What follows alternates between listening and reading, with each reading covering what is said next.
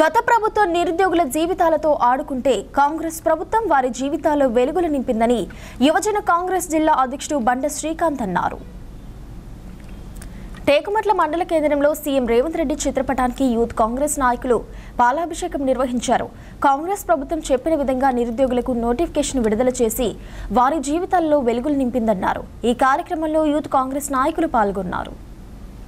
కాంగ్రెస్ ప్రభుత్వం ఏర్పడ్డ తర్వాత మా రేవంత్ రెడ్డి సీఎం గారు తెలంగాణలో మెగా డిఎస్సి వేసిన సందర్భంగాను అదేవిధంగా తెలంగాణలో కొలువుల జాతర కొనసాగుతున్న సందర్భంగా ఈరోజు టేకుమట్ల మండల కేంద్రంలో రేవంత్ రెడ్డి గారి చిత్రపటానికి పాలాభిషేకం చేయడం జరిగింది.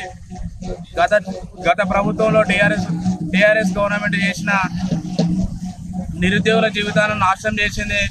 మేము ఉద్యోగాలు అడిగితే గొర్రెలు ఇచ్చినాం, బర్రెలు ఇచ్చినాం, వాటిని మేపుకొని బతుకురా అని చెప్పేసి అదేవిధంగా ప్రతి గల్లీకో బెల్ట్ షాపులు పెట్టి ప్రతి ఊరికి 2 వైన్ షాపులు ఇచ్చి నిరుద్యోగుల బ్రతుకులను మద్యానికి బానిసలు చేసి వాళ్ళ జీవితాలతో ఆటాడుకున్నది. తెలంగాణలో కాంగ్రెస్ ప్రభుత్వం ఏర్పడిన తర్వాత వెంటనే 75 రోజులలో పోలీసు ఉద్యోగాలు రిక్రూట్మెంట్ జరిగిపోయింది.